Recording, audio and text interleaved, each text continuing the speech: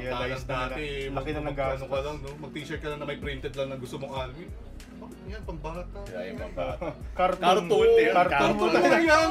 Ikaw naman pa, ano masasabi mo na ano, yung sa mga geeky nung high school ka? Kasi diba, galing ka sa all-girls school.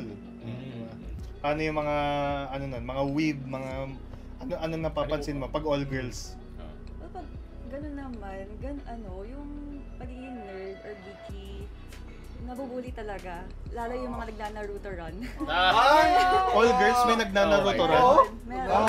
Nice! So, Angas nun. Dapat dito kayo sa co-ed, sasabayan namin kayo, kami mga lalaki.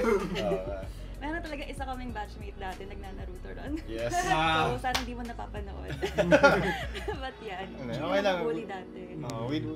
We don't judge you.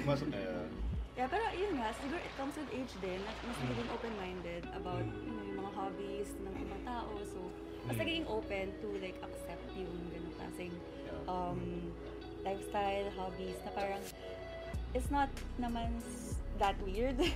Diba? Like, ano naman siya, nakaka-enjoy din once na bigyan mo rin ng chance to, to experience that for yourself.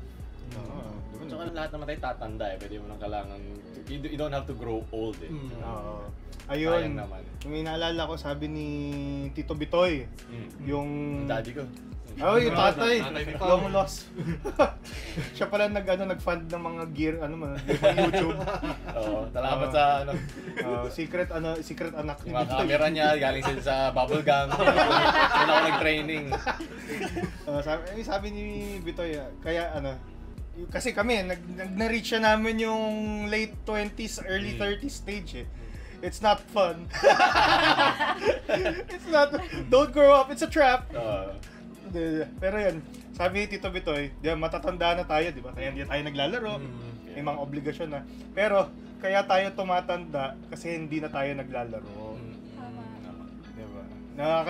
Huwag niyong alisin yung child at heart. Kasi lalaroin kayo ng buhay eh.